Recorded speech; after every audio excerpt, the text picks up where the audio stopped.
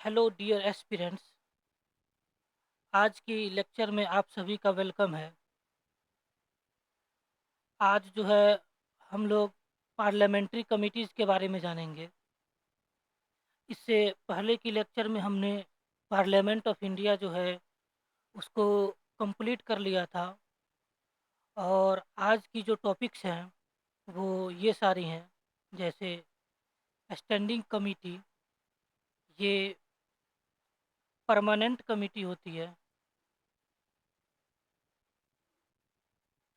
Ad hoc committee, ये temporary committee होती है।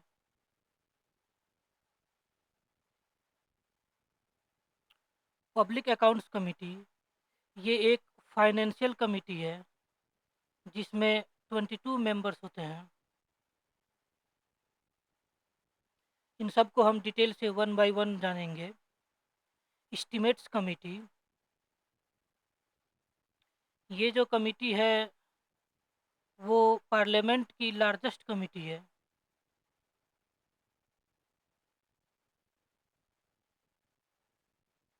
इसमें 30 मेंबर्स होते हैं लोकसभा से। यानी कि ये कमिटी जो है राज्यसभा में नहीं होती है, ये लोकसभा में ही होती है और इसके 30 मेंबर्स होते हैं। कमिटी ऑन पब्लिक अंडरटेकिंग्स, यानी कि जो पब्लिक सेक्टर इंटरप्राइजेज जो है सेंट्रल गवर्नमेंट की, उनमें ये कमिटी है। कमिटी ऑन पिटीशंस क्या होती हैं वो जानेंगे। कमिटी ऑफ प्रिविलेजेस जानेंगे। इथिक्स कमिटी, ये मेंबर्स को कोड ऑफ कंडक्ट को देखती है। पार्लियामेंट में जितने भी मेंबर्स हैं उनके हाउस में क्या कोड ऑफ कंडक्ट होनी चाहिए, यानी कि क्या बिहेवियर होनी चाहिए, ये देखती है। कमिटी ऑन गवर्नमेंट एश्योरेंसेस जानेंगे। कमिटी ऑन सबऑर्डिनेट लेजिस्लेशंस भी जानेंगे।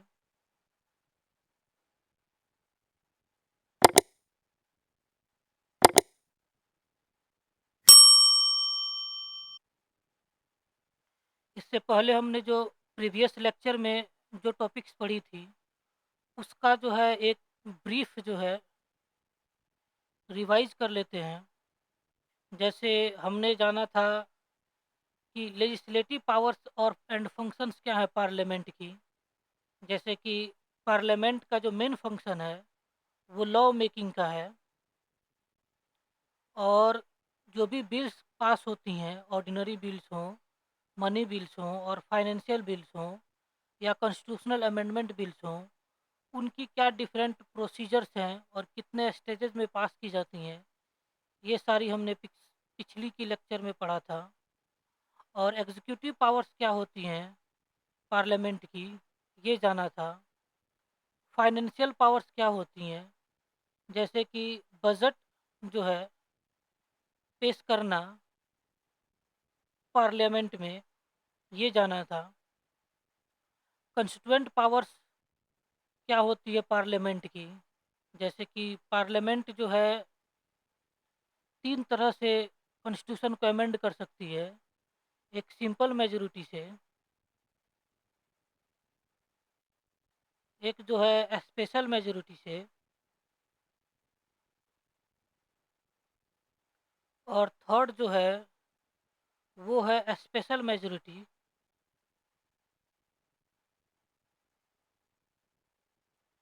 Plus half of state legislature. Special majority के साथ साथ जो है हाफ ऑफ स्टेट लेजिस्लेचर का कंसेंट होनी चाहिए, ये थर्ड केस में। ये हमने जाना था। स्पेशल मेजोरिटी की जो ज़रूरत जो है, शबद शेड्यूल में जितने भी लिस्ट दी गई हैं, अगर उनमें किसी भी तरह की चेंजेज लानी हो तो उसके लिए जो है ये प्रोसीजर अपनाई जाती है कॉन्स्टिट्यूशन को अमेंड करने के लिए। सेकेंड प्रोसीजर जो है वो फंडामेंटल राइट्स और directive principles of state policy जो है, उसमें किसी भी तरह के अगर चेंजेज लानी हो तो उसके लिए जो है सेकेंड प्रोसीजर अपनाई जाती है अमेंडमेंट के लिए। और सिंपल मेजॉरिटी जो है वो अगर किसी स्टेट के नेम को चेंज करने हों, उसके बाउंड्री को चेंज करने हों, उसके लिए जो है सिंपल मेजॉरिटी के थ्रू कॉन्स्टिट्यूशन को अमेंड किया जाता है। जुडिशियल पावर्स एंड फंक्शंस जाने थे, जैसे जुडिशियल पावर्स के थ्रू प्रेसिडेंट को इम्पीच किया जाता है पार्लियामेंट के द्वारा, और राज्यसभा के द्वारा जो है, जो वाइस प्रेसिडेंट है, उनका रिमूवल का जो है प्रोसेस राज्यसभा में शुरू किया जाता है, इनिशिएट किया जाता है। और जो जजेस हैं, हाई कोर्ट के हों या सुप्रीम कोर्ट के हों, उनको रिमूव करने की जो प्रक्रिया है वो भी जो है पार्लियामेंट के द्वारा अपना करके और उस मोशन को पास करके प्रेसिडेंट को सौंपी जाती है, और प्रेसिडेंट फाइनल डिसीजन लेते हैं। इलेक्टोरल पावर्स एंड फंक्शंस हमने जाना था, जैसे पार्लियामेंट के पास जो है प्रेसिडेंट, वाइस प्रेसिडेंट, लोकसभा और राज्यसभा के जो भी मेंबर्स होते हैं, उनको किस तरह से इलेक्ट करना है, किस बेसिस पे उनका इलेक्शन होगा, वो सारी जो है ये पार्लियामेंट डिसाइड करती है। और भी अदर्स पावर्स जाना था पार्लियामेंट की, जैसे कि स्टेट की जो लेजिस्लेटिव काउंसिल होती है, उनका एवोल्यूशन और क्रिएशन जो है वो पार्लियामेंट के पास ही होता है। और हमने जाना था कि पार्लियामेंट जो है किस तरह से फेल हो जा रही है गवर्नमेंट और एडमिनिस्ट्रेशन को कंट्रोल करने में। जैसे कि पार्लियामेंट जो है एक लार्ज मेंबर बॉडी है, जिसमें लोकसभा में जो है 543 मेंबर्स होते हैं और राज्यसभा में 245। और ये जो है डिस्कशन करते हैं और बिल्स को लेकर के आते हैं और एग्जीक्यूटिव को क्रिटिसाइज करते हैं और एडमिनिस्ट्रेशन को देखते हैं। लेकिन ये ज़्यादा नंबर्स होने की वजह से ये कंट्रोल जो है, जो पार्लियामेंट को एग्जीक्यूटिव पे कंट्रोल, चेक एंड बैलेंस का जो है, चेक एंड बैलेंस का जो प्रोविज़न दिया गया है कॉन्स्टिट्यूशन में, वो काम नहीं कर पाती। हमने कल ये भी जाना था कि राज्यसभा की पोजीशंस क्या हैं लोकसभा के कंपैरिजन में। जैसे कि कब जो है राज्यसभा इक्वल पावर शेयर करती है लोकसभा के साथ, कब जो है राज्यसभा के पास लेस पावर होती है लोकसभा के कंपैरिजन में, और कब जो है राज्यसभा के पास जो है स्पेशल पावर्स होती है लोकसभा से, जो कि लोकसभा इन स्पेशल पावर को एंजॉय नहीं करती है, वो सिर्फ राज्यसभा के पास ही अधिकार होता है।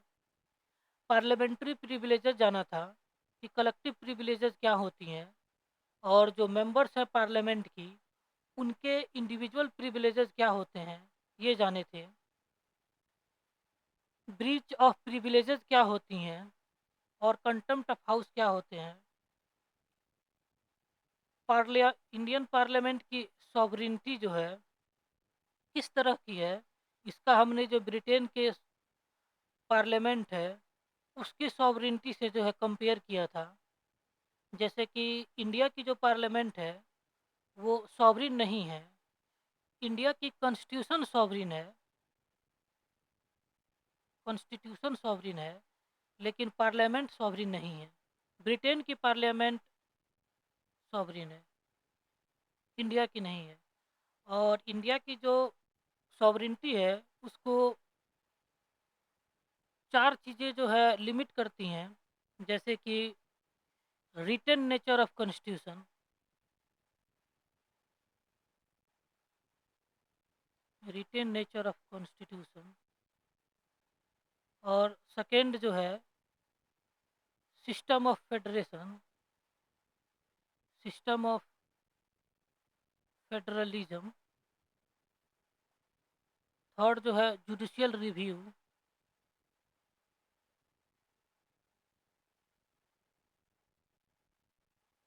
और फोर्थ जो है फंडामेंटल राइट्स।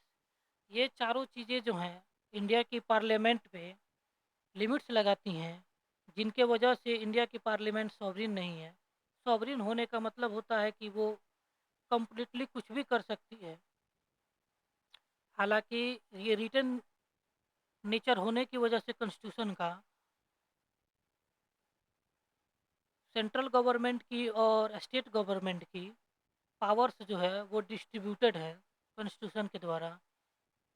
और कॉन्स्टिट्यूशन ने जो है ऑर्डिनरी लॉज और कॉन्स्टिट्यूशनल लॉज के लिए डिफरेंट प्रोसीजर्स बना रखे हैं। इसलिए पार्लियामेंट कुछ भी नहीं कर सकती है, इन लिमिटेशंस के अंदर ही उसको काम करने होते हैं। आज की जो टॉपिक्स है पार्लियामेंट्री कमिटीज़, ये पार्लियामेंट्री कमिटीज़ क्या होती हैं?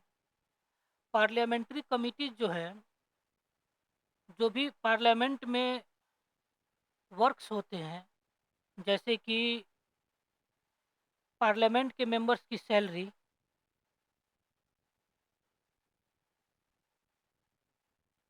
और पार्लियामेंट के मेंबर्स के क्या कोड ऑफ एथिक्स होंगे, और पार्लियामेंट के मेंबर्स जो हैं, अगर अब्सेंट रहते हैं हाउस में 60 डेज से ज़्यादा के समय के लिए, तो उनके साथ जो है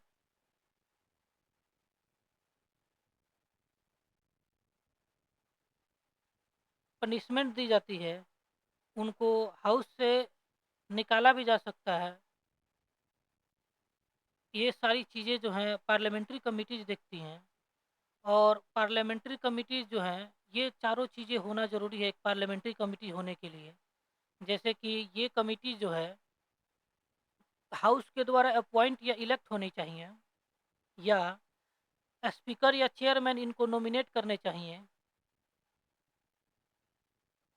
ये कमिटीज़ जो हैं स्पीकर और चेयरमैन के डायरेक्शन पे काम करती हैं, और अपनी जो भी रिपोर्ट्स हैं वो हाउस को या स्पीकर और चेयरमैन को सबमिट करते हैं। इनकी जो क्या कंपोजिशन होती है, यानी कि ये कमिटीज़ कितने मेंबर्स की होंगी, उनकी क्या टेन्यूर होगा, वो कैसे फंक्शन करेंगी, ये सारी चीज़ें जो है दोनों हाउसेज़ के रूल्स के अकॉर्डिंग काम करना होता है इन हाउसेज़ को। नोट, ये जो कंसल्टेटिव कमिटी है, ये पार्लियामेंट्री कमिटीज़ नहीं होती हैं। हालाँकि इनके मेंबर्स जो हैं वो पार्लियामेंट से ही होते हैं, लेकिन ये कंसल्टेटिव कमिटी जो है पार्लियामेंट्री कमिटीज़ नहीं होती हैं, क्योंकि इनको जो है ना ही हाउस के द्वारा और ना ही स्पीकर या चेयरमैन के द्वारा जो है इस्टेब्लिश किया जाता है। इनको जो है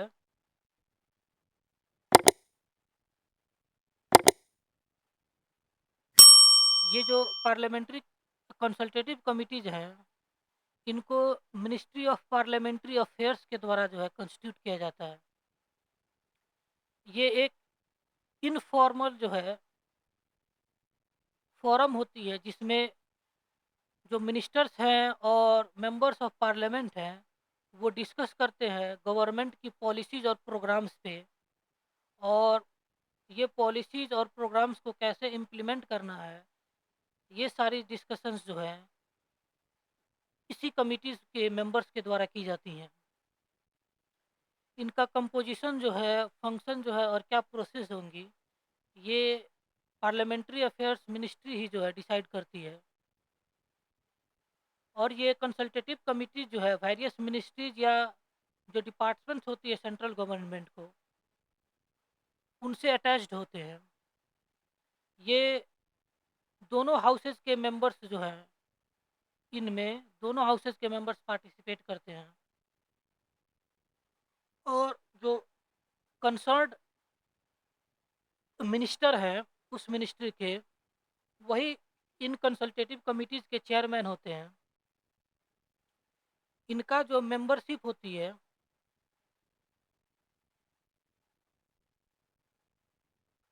वो वॉलंटरी होती है, यानी कि मेंबर्स जो है अपने इच्छा के अनुसार चाहे वो ज्वाइन करें या ना करें, ये उनकी इच्छा पे डिपेंड करती है। इन कमिटीज़ की मैक्सिमम स्ट्रेंथ 30 होती है और मिनिमम जो है 10 होती है। ये कमिटीज़ हर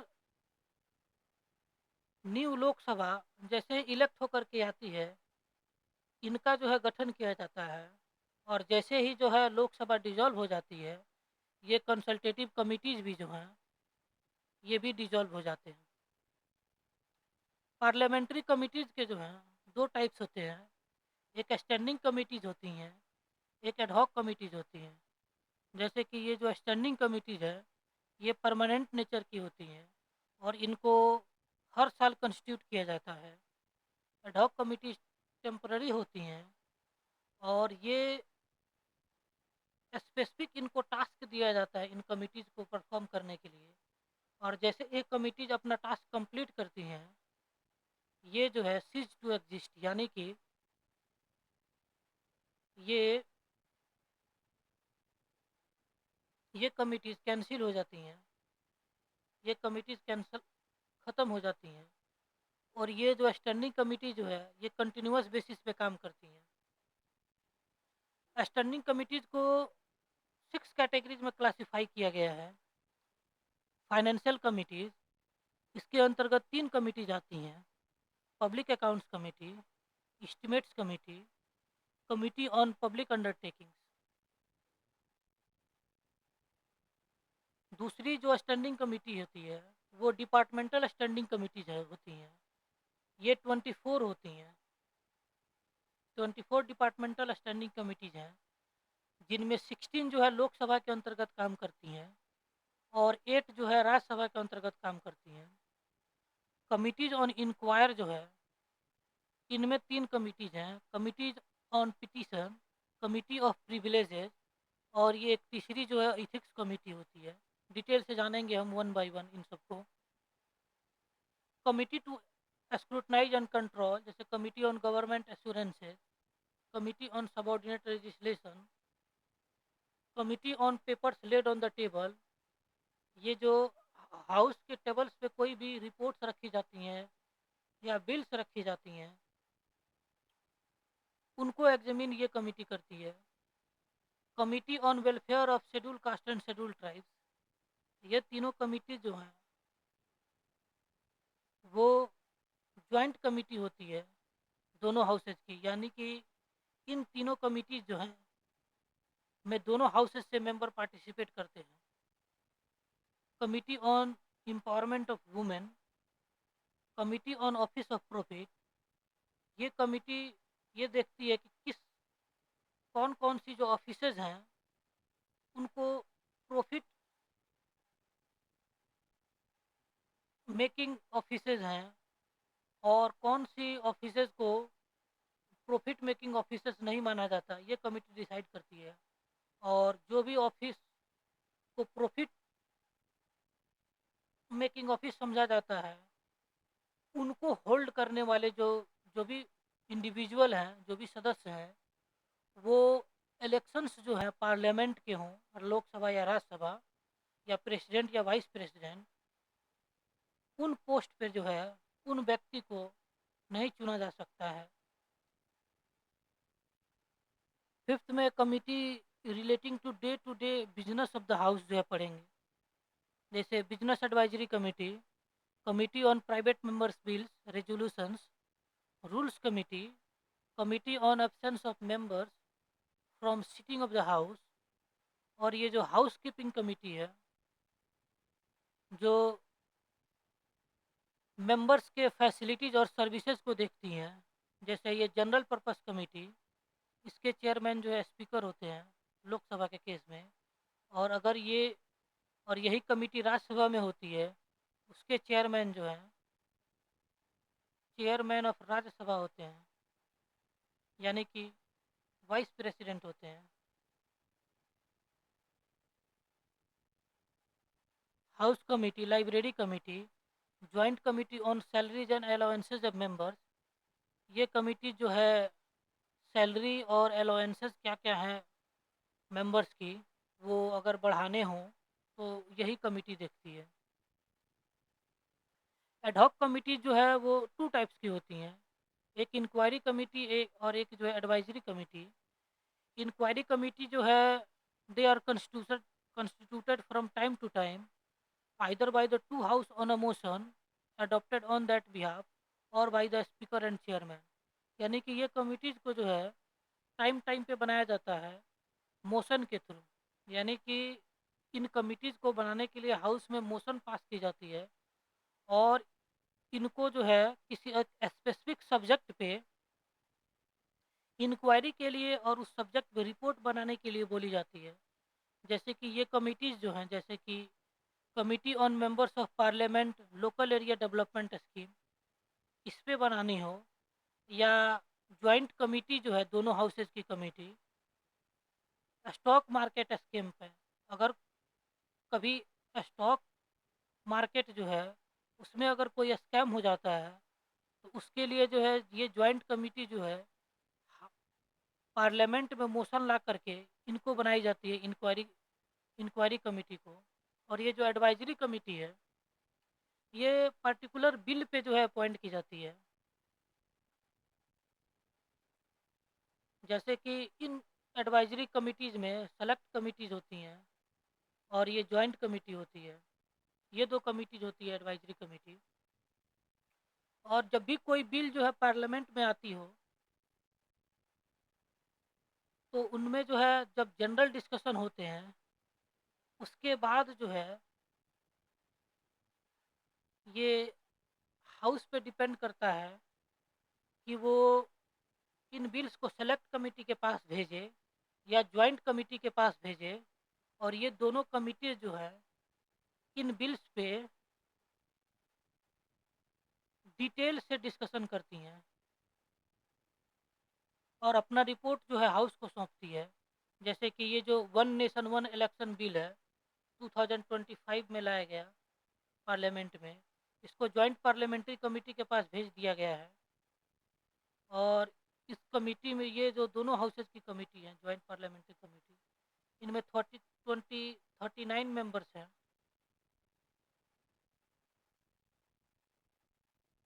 ये टेम्पोररी होती हैं, जैसे ही इनका टास्क कंप्लीट हो जाता है ये सीज टू एग्जिस्ट हो जाती हैं, यानी कि ख़त्म हो जाती हैं।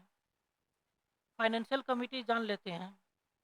जैसे पहली जो है financial committee public accounts committee है। इसका फर्स्ट टाइम जो है 1921 में गठन किया गया था गवर्नमेंट ऑफ इंडिया एक्ट 1919 के तहत। इनमें 22 मेंबर्स होते हैं, 15 जो है वो लोकसभा से और 7 जो है वो राज्यसभा से होते हैं। इनके मेंबर्स जो हैं पब्लिक अकाउंट्स कमेटी के proportional representation bye means of single transferable votes यानी कि पीआरएसटीवी के थ्रू इलेक्ट होते हैं। और इनका टर्म ऑफ ऑफिस 1 ईयर का होता है। और किसी भी मिनिस्टर को जो है पब्लिक अकाउंट्स कमेटी के मेंबर नहीं बनाया जाता है। और ये पार्लियामेंट्री कन्वेंशन के थ्रू जो है, यानी कि पार्लियामेंट में ये सहमति है कि इस कमेटी के चेयरमैन को जो है वो अपोजिशन पार्टी से होने चाहिए। ये अक्सर अपोजिशन पार्टी से होते हैं। जैसे अभी जो है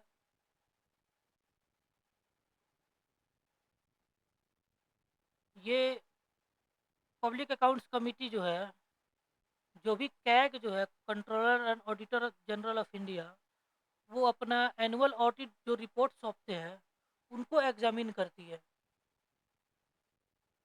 जैसे कैग जो है 3 रिपोर्ट्स जो है वो प्रेसिडेंट को सौंपते हैं और प्रेसिडेंट जो है इन तीनों रिपोर्ट्स को पार्लियामेंट के टेबल पे रखते हैं। यानी कि पार्लियामेंट टेबल पे रखने का मतलब हो गया कि ये पार्लियामेंट को सौंपते हैं। 3 तरह की ऑडिट रिपोर्ट सबमिट करती है CAG. Audit report on appropriation accounts, audit report on finance account, audit report on public undertaking, ये तीनों अकाउंट्स। पब्लिक अकाउंट्स कमेटी को जो है कैग असिस्ट करते हैं। ये गाइड, फ्रेंड और फिलोसफर की तरह काम करते हैं इस कमेटी का।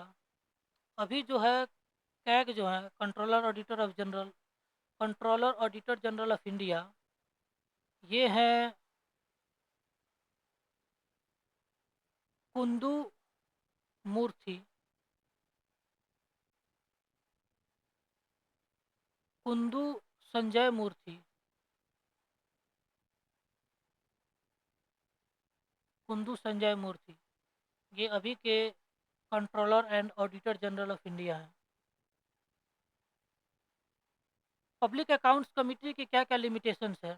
जैसे ये पोस्टमार्टम एग्जामिनेशन करती है इन तीनों अकाउंट्स का, यानी कि ये तीनों अकाउंट्स जो हैं वो सेंट्रल गवर्नमेंट के खर्च का लेखा जोखा होता है, और जो भी खर्च हो चुकी हैं उनके बाद जो है ये कमेटी इन पे रिपोर्ट्स या इन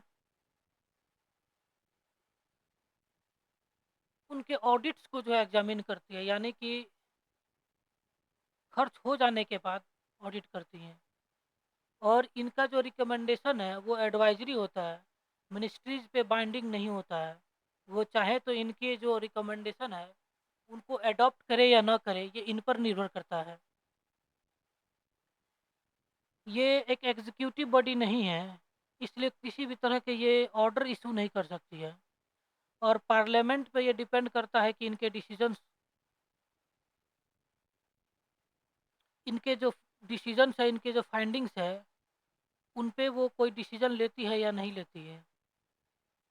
एस्टीमेट्स कमेटी, ये पार्लियामेंट की जो है लार्जेस्ट कमेटी होती है।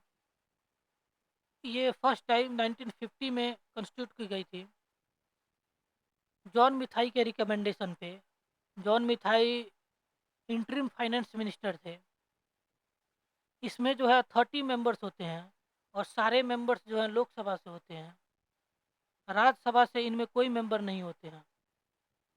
इनके मेंबर को भी जो पीएससी पब्लिक अकाउंट्स कमेटी है उसी की तरह पीआरएसटीवी के थ्रू जो है इलेक्ट किया जाता है।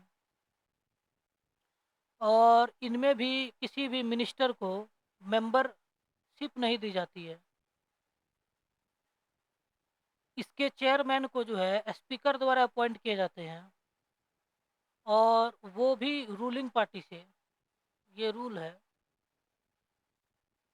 इस कमेटी का फंक्शन ये है कि जो भी बजट में एस्टीमेट दी गई है, यानी कि कितने जो है मनी सेंट्रल गवर्नमेंट के पास आने हैं या कितने जो है एक्सपेंडिचर होने हैं, उन सारी एस्टीमेट्स का जो है एग्जामाइन ये कमेटी करती है, और सजेस्ट करती है कि पब्लिक एक्सपेंडिचर जो है, जो भी खर्चे किए जाए, वो कौन से बेस्ट पॉसिबल तरीके हैं, बेस्ट पॉसिबल वेज में खर्च किए जाए, ताकि उनका किसी भी तरह का गबन वगैरह ना हो, या उनका जो है ओवर यूज ना हो। एस्टीमेट्स कमेटी के ऊपर भी कुछ लिमिटेशंस है, जैसे कि जो बजट जो है वो वोटिंग हो जाने के बाद, यानी कि हाउस से पास हो जाने के बाद ही ये एस्टीमेट्स कमेटी जो है बजट को एग्जामिन करती है, उससे पहले नहीं करती है। इसका भी काम जो है पोस्टमार्टम की तरह है, यानी कि जैसे कि एक पेशेंट मर जाता है, उसके बाद डॉक्टर जो है वो उसको एग्जामिन करके ये पता लगाते हैं कि ये पर्सन का डेथ जो है किस डिजीज से हुआ था, या कौन से कारण से हुआ था, वो पता लगाते हैं। हालांकि अगर पेशेंट का पहले से पता लगा लिया जाता कि कोई अगर डिजीज हो तो उसको पहले ही क्यूर किया जा सकता था। अब जो है पोस्टमार्टम करने से तो कोई फ़ायदा है नहीं। उसी तरह से ये एस्टीमेट्स कमेटी जो है पोस्टमार्टम करती है, यानी कि ज़्यादा कुछ फ़ायदा होता नहीं है। पहले ही जो बजट में जो भी खर्चे मेंशन हो गए हैं, अब उनको करने के बाद जो है एग्जामिन करने के बाद कोई फ़ायदा होता नहीं है। उतने तो खर्च तो होने ही होने हैं। हालांकि नेक्स्ट ईयर में अगर जो है गवर्नमेंट इसके रिकमेंडेशन को अगर अडॉप्ट कर ले, तब जो है इसका काम जो है समझिए सफल समझा जाता है। हालाँकि इसके रिकमेंडेशन एडवाइज़री हैं, वो बाइंडिंग नहीं है मिनिस्ट्री पे। और ये कमिटी जो है 1 ईयर में कुछ सेलेक्टेड मिनिस्ट्री या डिपार्टमेंट्स के ही एग्ज़ामिन करती है। यानी कि जैसे कि जितने भी मिनिस्ट्री हैं, उनके रिगार्डिंग जितने भी डिमांड्स ऑफ ग्रांट्स होते हैं, उनको जो है एग्ज़ामिन करना होता है। और मिनिस्ट्री काफ़ी ज़्यादा हैं तो 1 ईयर में तो पॉसिबल है नहीं। तो ये रोटेशन बेसिस पे जो है इनको कवर करती है। और लगभग 4-5 सालों में जो है सारे मिनिस्ट्रीज़ को ये एस्टीमेट्स कमिटी कवर कर लेती हैं। और उनके जो भी डिमांड्स फॉर ग्रांट्स होते हैं वो सारी चीज़ों को जो है एस्टीमेट्स कर पाती हैं। इनके पास जो है कैग का असिस्टेंट नहीं होता है, जो कि पब्लिक अकाउंट्स कमिटी के पास होता है। ये थर्ड जो फाइनेंशियल कमिटी है, वो कमिटी ऑन पब्लिक अंडरटेकिंग है। पब्लिक अंडरटेकिंग्स का मतलब हो गया कि पब्लिक कंपनीज़,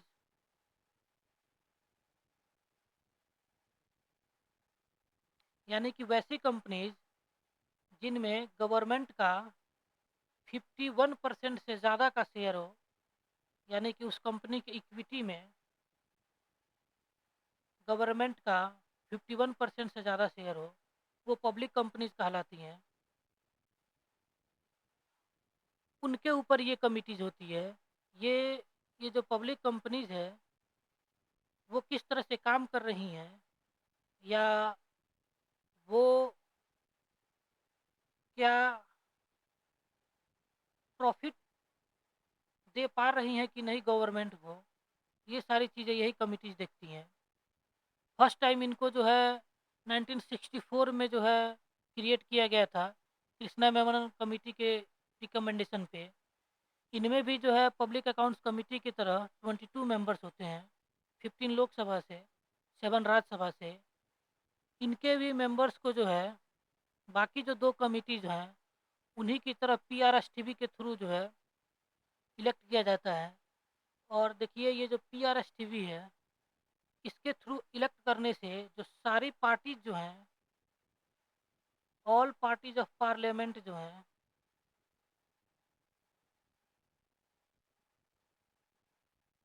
उनको रिप्रेजेंटेशन मिल जाता है।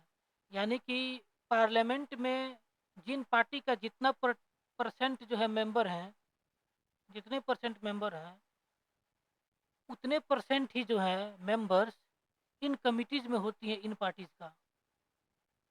यही हुआ सारी, मतलब पार्टीज़ का जो है इक्वल रिप्रेजेंटेशन का। और ये हमने डिटेल से पिछली लेक्चर्स में जाना था कि कैसे पीआरएसटीवी के थ्रू जो है ऑल पार्टी का रिप्रेजेंटेशन सुनिश्चित हो पाता है। इस कमिटी में भी पिछली 2 कमिटीज़ की तरह कोई भी मिनिस्टर जो है मेंबर नहीं बन सकते हैं।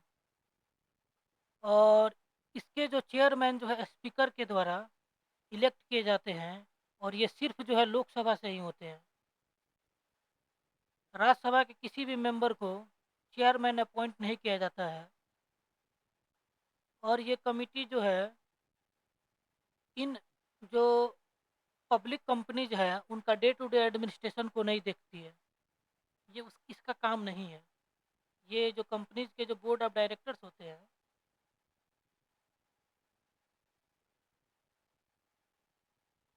जो कि सेंट्रल गवर्नमेंट के द्वारा अपॉइंट किए जाते हैं, क्योंकि सेंट्रल गवर्नमेंट के पास 51% से ज़्यादा शेयर है, तो इसलिए यही जो है इनके डे टू डे एडमिनिस्ट्रेशन को देखते हैं। इनमें क्या क्या लिमिटेशन है इस कमिटीज़ पे? ये कमिटीज़ 1 ईयर में 10 टू 12 ही कंपनीज़ को एग्जामिन करती हैं। और इनका भी काम जो है पोस्टमार्टम की तरह ही है। और इनका भी जो रिकमेंडेशन है वो एडवाइजरी होता है, मिनिस्टर्स पे, मिनिस्ट्रीज पे बाइंडिंग नहीं होती है। ये जो 3 फाइनेंस कमिटीज़ हैं,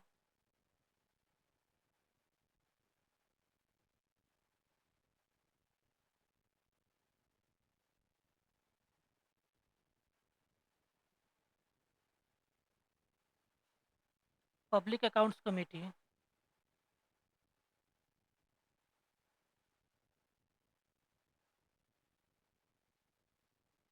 एस्टीमेट्स कमेटी।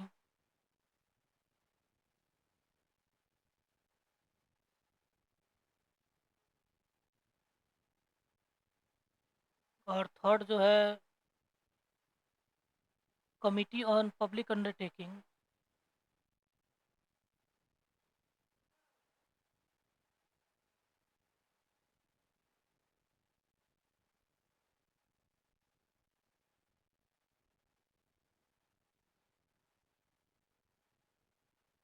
इनमें कुछ कॉमन चीज़ें हैं, वो देख लेते हैं कि क्या हमने पीछे कौन कौन सी कॉमन चीज़ें को देखा था। जैसे कि इन सारी कमिटीज़ के जो मेंबर्स हैं उनको पीआरएसटीवी के थ्रू इलेक्ट किया जाता है। और सेकेंड जो है, इनमें कोई भी मिनिस्टर जो है मेंबर नहीं बनाए जाते हैं। और थर्ड जो है, इन तीनों कमिटीज़ का वर्क जो है पोस्टमार्टम की तरह करते हैं ये तीनों काम। और इनके चेयरमैन को जो है स्पीकर के द्वारा इलेक्ट किया जाता है। और इनकी जो रिकमेंडेशन है वो एडवाइजरी होती है, यानी कि नॉन बाइंडिंग होती है।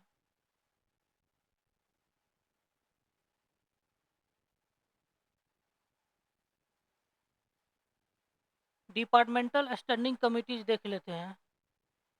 इनका फर्स्ट टाइम सेटअप जो है 1993 में किया गया था। अभी जो है 24 डिपार्टमेंटल स्टैंडिंग कमिटीज हैं। 16 लोकसभा के अंदर काम करती हैं और 8 जो है राज्यसभा के अंदर काम करती हैं। इन कमिटीज में 31 मेंबर्स होते हैं। हर कमिटी के 31 मेंबर होते हैं। 21 जो है लोकसभा से होते हैं और 10 जो है राज्यसभा से होते हैं। इन कमिटीज़ का जो काम है वो ये है कि जो एग्जीक्यूटिव है, यानी कि जो काउंसिल ऑफ मिनिस्टर्स है, उनकी फाइनेंशियल अकाउंटेबिलिटी को फिक्स करना इस कमेटी का जो है मेन ऑब्जेक्टिव है। ये कमिटीज जो हैं, जो भी बजट में ग्रांट्स की मांग की गई है उनको एग्जामिन करते हैं मिनिस्ट्री और डिपार्टमेंट वाइज। और उसके बाद जो है ये अपना जब रिपोर्ट सौंपते हैं, उसके बाद हाउस में डिस्कशन होने के बाद जो है इन पे वोटिंग की जाती है डिमांड्स फॉर ग्रांट्स में। और इनकी भी जो रिकमेंडेशन है वो एडवाइजरी होती है, पार्लियामेंट पे बाइंडिंग नहीं होती है।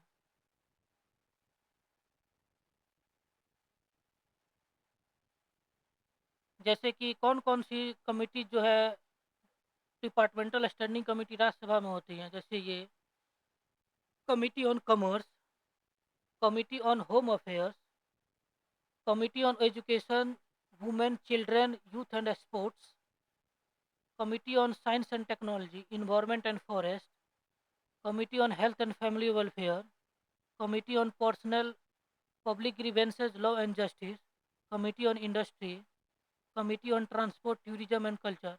ये 8 जो है राज्यसभा के अंदर है कमेटी। और ये इम्पोर्टेंट कमेटी जो है वो लोकसभा के अंदर काम करती हैं। जैसे एक्सटर्नल अफेयर्स पे जो कमेटी होती है, फाइनेंस पे कमेटी जो होती है, डिफेंस पे जो कमेटी होती है, इंफॉर्मेशन टेक्नोलॉजी पे जो कमेटी होती है, एग्रीकल्चर पे होती है, committee on coal and steel पे। इनको आपको याद करना पड़ेगा क्योंकि ये इम्पोर्टेंट कमिटीज़ हैं और ये अक्सर जो है एग्जामिनेशंस पे पूछे जाते हैं। कमिटी टू इंक्वायर जो है ये भी एक स्टैंडिंग कमिटी होती है।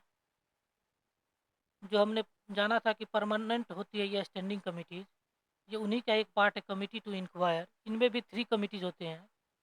Committee on petitions, committee of privileges, ethics committee. इन तीनों कमिटीज में 25 मेंबर्स होते हैं, यानी कि 25 मेंबर्स इस कमिटी में होते हैं।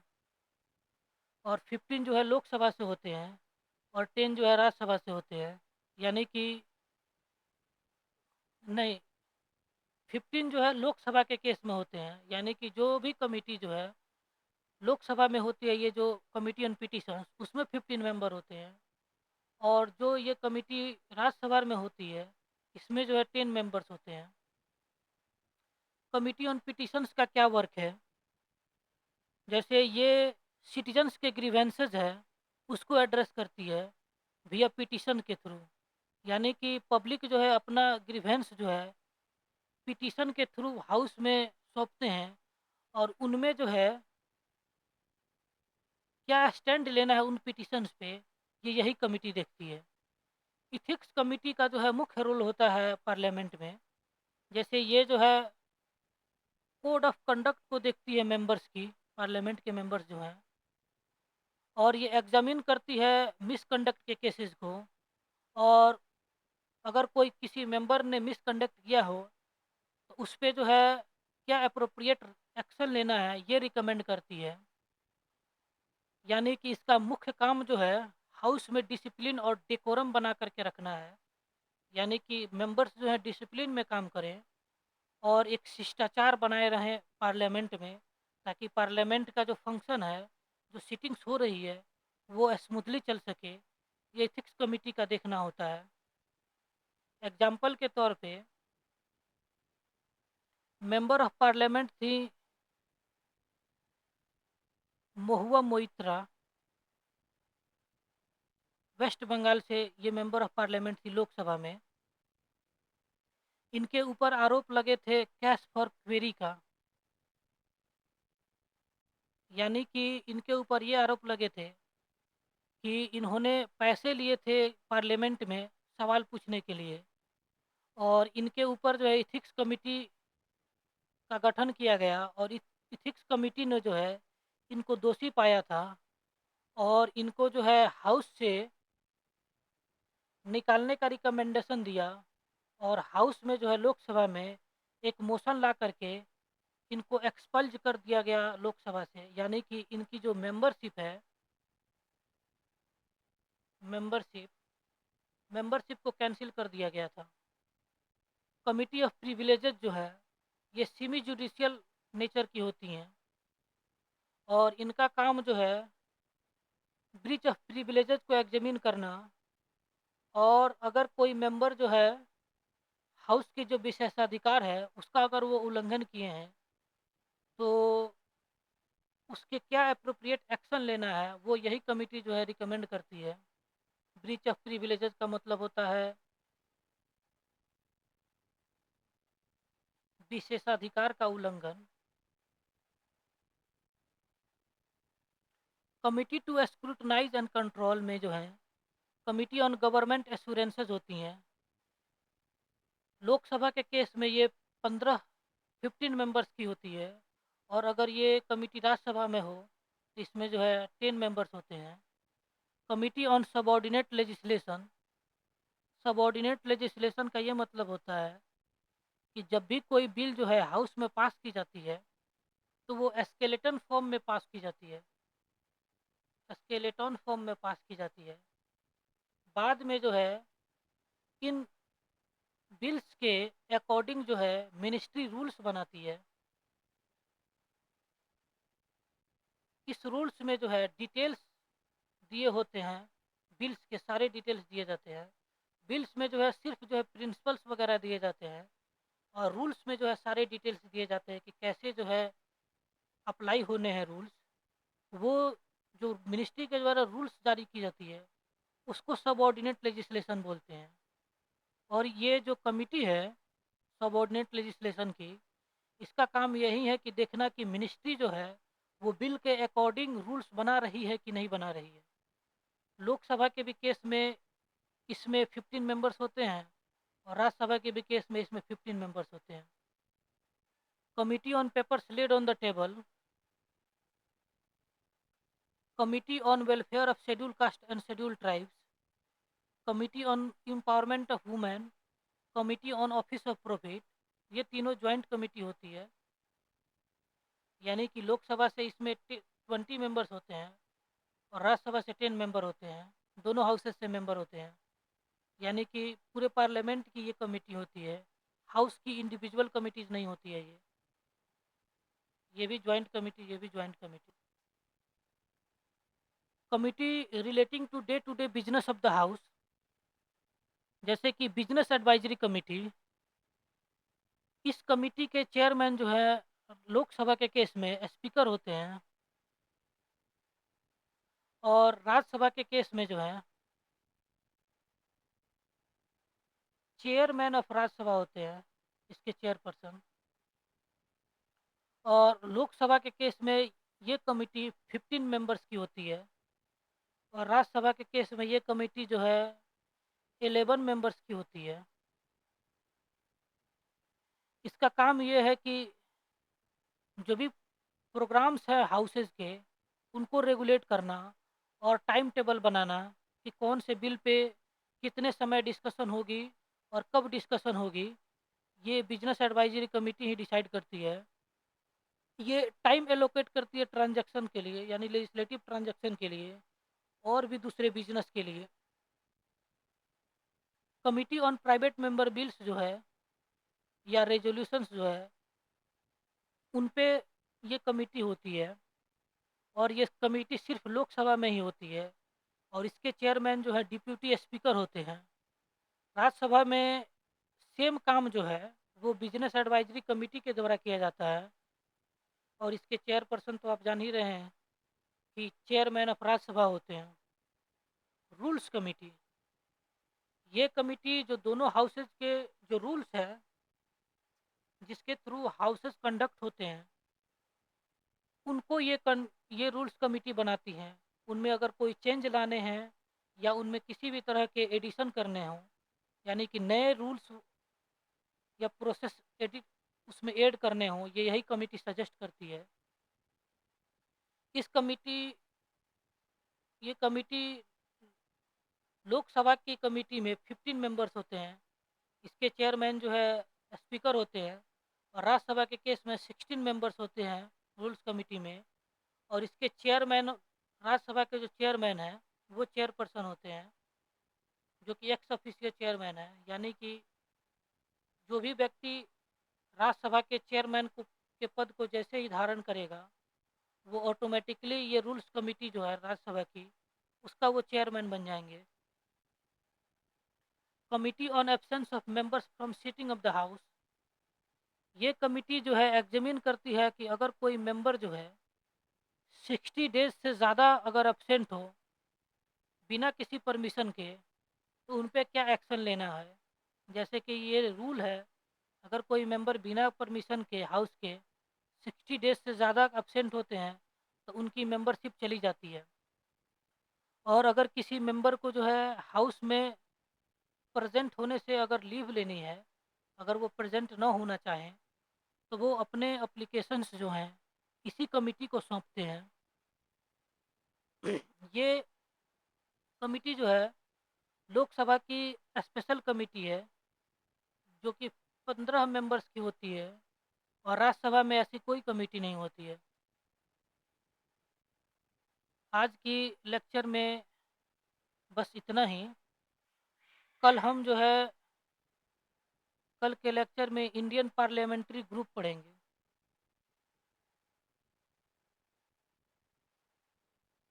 इंडियन पार्लियामेंट्री ग्रुप्स को जानेंगे, ये क्या काम करती हैं और ये कैसे फंक्शन करती है, ये चीज़ें जानेंगे कल हम।